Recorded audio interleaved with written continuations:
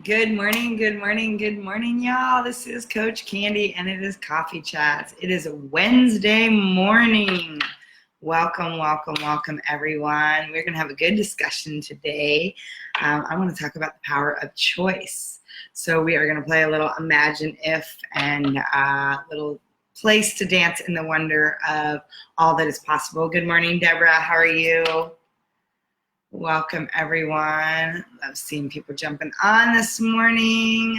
It is a beautiful Wednesday morning. Welcome. Grab your coffee, grab your tea, grab your water. For me, it's water today. Grab your juice, whatever it is to get your body going, get you fired up, ready to go. How is everybody doing? Good morning. Morning, good morning, good morning. So we are going to jump into a conversation about the power of choice today. It's interesting. I had a conversation this weekend with a friend of mine. I've actually had a couple conversations that kind of alluded to this. And as I was walking Payton this morning, I'm like, ooh, this would be a really good topic to bring to the Facebook Live. So I want to talk about how a single decision could have changed the trajectory of your entire life. And one of my favorite books is actually a book by Andy Andrews. It's called The Butterfly Effect. Good morning. And it talks about how every choice we make has this kind of ripple effect out. It has this butterfly effect. It's like a butterfly flapping its wings. It spreads out across nations and continents, and it creates this ripple that moves through generations and generations. And it talks about things like Napoleon wouldn't have been Napoleon without a couple decisions, one or two big decisions that were made. The course of the trajectory of our life would have changed dramatically. And so think about it, because we were talking this weekend. I was meeting some new people. A friend of mine had a barbecue on Sunday, and we were talking about, our education, our background, and just, where we've been, what had kind of gotten us to this point. And I had made a comment about how I had gotten accepted at University of Illinois for architecture, and instead decided to go up to Milwaukee School of Engineering and start my undergrad. Good morning, Sylvia. Start my undergrad in architectural engineering. And it was interesting because my friend asked me, he said, how do you think your life would be different if you would have went to U of I instead of Milwaukee School of Engineering? I think about the fact that I lived in Milwaukee for 20 years. A good part of my story happened in Wisconsin. It happened in Milwaukee. It happened in a space where I chose to go to school, where I would be one of 20-some people in a classroom versus one of 800 people in a classroom, right? And so thinking about the fact that, I loved architecture, I loved design, and even as I went to MSOE for architectural engineering, I ended up switching majors. I ended up moving into mechanical engineering, which is what my degree is in. And you think about those moments, right? You think about, wow, what if I would have taken, imagine if for a moment, I would have taken the path to go to University of Illinois. I would have been still living at home with my mom or close by. Hello there, friend. Welcome. So glad to see you. And so I think about that. I mean, I would have still been living in East Central Illinois, in either Champaign or Rantoul, Illinois. I'd have been going to U of I, where, it was a lot more distractions, truthfully. I think about some of my friends that started in engineering and got sidetracked with, partying a little bit, doing some different things. And I think about, what if I went into architecture? How would the trajectory of my life be different, right? One decision. It literally was a decision. Do I want to go into architecture, or do I want to go into architectural engineering? And I moved up to a city I knew nothing about. I know I just fell in love with it when I went up there. And I was in a program where I was the only female for days. I didn't even know there was other women in my program until I graduated. And the numbers, it was like a 13-to-1 ratio of men to women there. I was in a really intense program. It's a private engineering school. Instead of being on semesters, they were on quarters. And so it was just very different experience. And I think about that for a minute, how things would have been different had I gone down that path. And what was interesting is my sister and I were talking about that as well. She talked about for the longest time growing up how she was always going to move to New York. She was going to move to New York. She wanted to live and be part of the big city and then live in the Big Apple. And instead, she moved down to Austin, moved in with her best friend. She was living with me in Milwaukee for a while. And she's like, Candy, can you imagine what would have happened if I would have moved to New York instead? She goes, do you think you'd be in Austin? And I said, that's interesting because I always knew Texas was on my radar. And I had always thought, oh, I'll move to Dallas. Dallas is more my speed. I was a little bit more conservative in nature, especially with my corporate background and career and things that I did. And it was only that my sister moved to Austin that I spent time in Austin. I would come down here 2-3 times a year. She's been down here like 15 years. I've been here 6. I don't know if I would have had Austin be on my radar had she never made that move. And so think about how all those circumstances, all those ripple effects play into the trajectory our life starts to take. So I want you to imagine for a moment, imagine some of those big or even little decisions, right? Imagine what those decisions have opened up for you in your life, and what would have been different if you would have just made one different decision along that path. Think about it. All it takes is one different decision. I think about, okay, I went to school in Milwaukee. My sister moved up to Milwaukee for a while. One of the reasons she moved to Austin was we didn't want to live in the same city anymore. And I was like, why don't you go live with your best friend in Austin and go have a new experience and go on your own? And I just think about how all of those things were sort of a sequence of events that created this path, that created this space. And it's not like the path is over, right? Because today I can make another decision that takes me on a different road. And some of this is kind of a little fun for today as I'm thinking about, I'm going to get my hair cut again today, hence the baseball hat right now.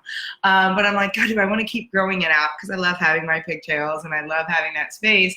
But I'm like, ooh, or do I want to cut it short again? And I know, a trivial question, right? It's nothing massive or major. But I think about even little decisions like that start to create this winding path, this journey, this connection, this sequence of consequences, this sequence of outcomes and actions that every single decision we make has some sort of ripple effect, has that butterfly effect, has something that it's creating that takes us down these different paths. And so I don't know about you, but sometimes I have a really, I love to play in that space. I love to think about, man, imagine what would have happened if I would have just made that decision. And then I kind of play it. If you ever had those stories when you were a kid that like you can make up your own ending, you would get in there and you're like, okay, well, if I take this ending, it takes me down this path. If I take this ending, it takes me down that path.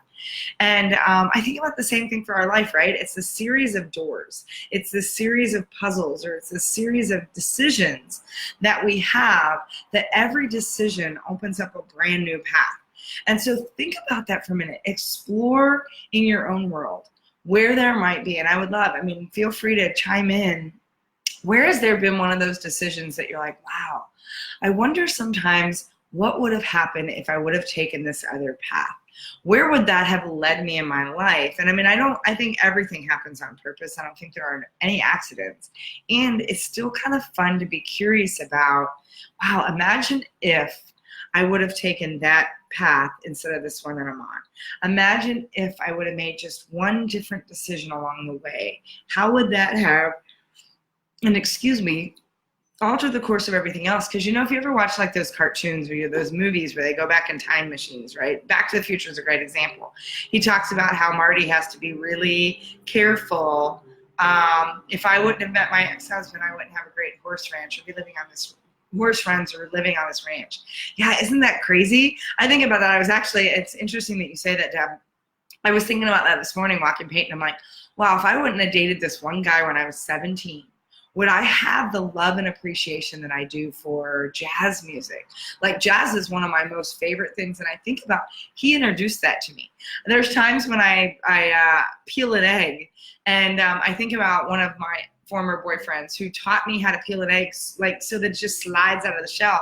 And I'm like, man, think about how I'm not frustrated with that. I can peel a perfect egg every time because one of my former boyfriends taught me that. And I think about some of those things that we gain, right? And so what a beautiful statement. Without your ex-husband, you wouldn't have this environment, this life, this space. So you're grateful for the fact, so that it takes us back in that space for gratitude, right? It takes us in that space to say, wow, I'm so grateful that that showed up the way it did, because without it, I wouldn't have this, right? And I remember my mom used to say that even about my dad, and a lot of you know my dad was really challenging and had some lot of stuff going on there. My mom would always say, I have no regrets because I wouldn't have had my 3 kids without it, right? And you think about how a single choice, how a single decision could have changed everything. I think about how I was going to go to the Humane Society, because I was ready. I wanted a dog again in my life. I wanted a dog of my own. And a friend of mine reached out and said, no, I want you to check out this organization called Dog Guardians. And I'm going to get a little emotional on this one.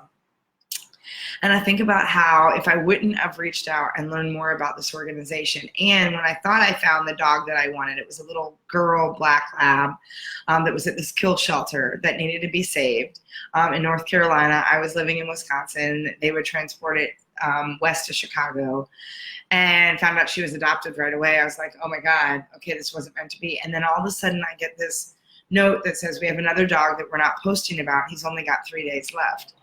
And it's Payton. It was Payton. It was my baby boy who's been with me almost 7 years. And I think about how that decision, and I remember thinking, oh my God, I know nothing about this dog. And they'd asked me, well, he has to stay with you. We need to give him a home. If we transport him, he needs to have a place until we can find him a home. And my response was, well, you can't give me a dog and take it away. And they said, so you're a foster fail. And I said, okay, whatever you want to call it,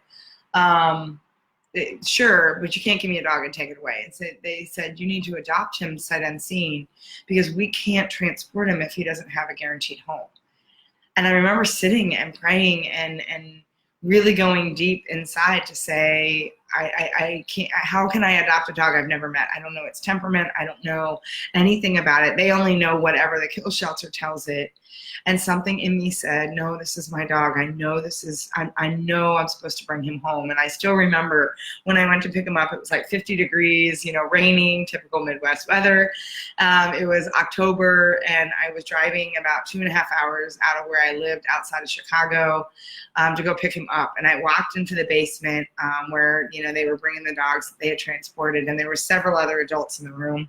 And Peyton's a pretty people-friendly dog, and I was in the back on a couch, and he bypassed every single person in the room and came straight to me, came right in between my legs and put his head on my thigh. And I just started crying, and I'm like, okay, you picked me, right? And I think about how different my life would be. I mean, I built a business right now around my dog. I built a business that allows me to spend as much time as possible with my puppy because I love him so much.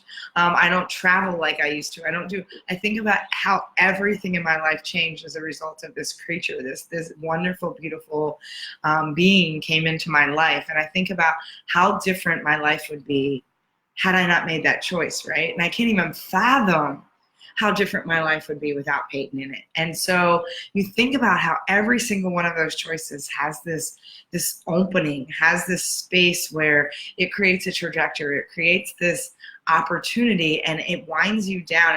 And so you think about it as there's almost like a gate everywhere along the way that you're making a series of decisions, and every decision opens up a new level of infinite possibilities, and then the next decision does the same. And so think about how sometimes that feels really chaotic, and sometimes that feels like we're really challenged in that. Sometimes we're like, oh, why did I make that decision? And it's where that saying, and I love the saying that says you're only one decision away from changing the entire trajectory of your life, right? And so think about if you're not happy, you've made a decision and it's opened up this path, and you started to go down this winding spiral path of the next gate. Just change the decision, open a different gate, right? And it's kind of like The Price is Right? They're always like, which door do you want to pick? So if door number 1 didn't work, pick door number 2, right? And so you think about, sometimes we get so caught up in the fact that our choices are limited, that once we make a decision, we're stuck with it. No, you're only stuck with it until the next decision. So make another decision, change the course again, and you get to put yourself in that space to be that navigator, to be that driver, and reroute where the GPS is taking you. And so it's just something that I was thinking about today. I like to play the imagine if. I wanna get curious sometimes about, how one decision. Think about how that series of one decision after another decision after another decision opens up the path that you're on right now. And I just think that's such a interesting space. Sylvia, I love it. Fur babies are the best. Adopt, rescue, everything happens for a reason. Yeah, doesn't it? I think about it. Think about the choice that you're showing up here this morning.